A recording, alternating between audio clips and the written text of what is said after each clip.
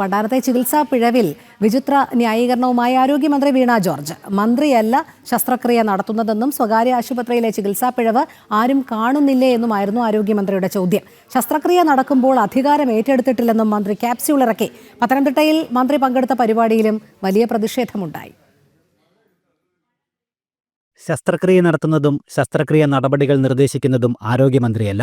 ഈ സർക്കാർ അധികാരമേറ്റെടുക്കുന്നതിന് മുമ്പാണ് ചികിത്സാ പിഴവുണ്ടായത്. സ്വകാര്യ ആശുപത്രിയിലെ ചികിത്സാ പിഴവുകൾ ആരും കാണുന്നില്ല, പ്രതിഷേധിക്കുന്നില്ല. തെരഞ്ഞെടുപ്പ് മുന്നിൽ കണ്ടുകൊണ്ടുള്ള ഹീനമായ നീക്കമാണ് തനിക്കെതിരെയും സർക്കാരിനെതിരെയും നടക്കുന്നതെന്നുമായിരുന്നു ആരോഗ്യമന്ത്രിയുടെ ന്യായീകരണം. ഒരു ആരോഗ്യമന്ത്രി ചെയ്യേണ്ടതായിട്ടുള്ള കാര്യങ്ങൾ അത് ചെയ്തിട്ടുണ്ടല്ലോ.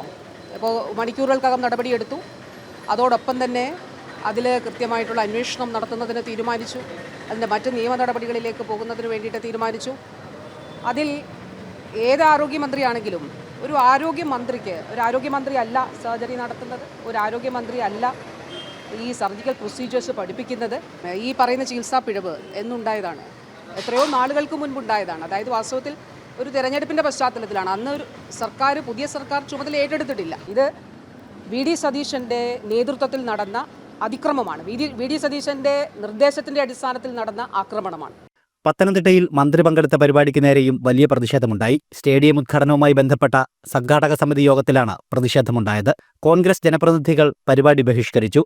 പിന്നാലെ മന്ത്രിയെ പിന്തുണച്ചുകൊണ്ട് CPM പ്രവർത്തകരും പ്രതിഷേധവുമായി എത്തി.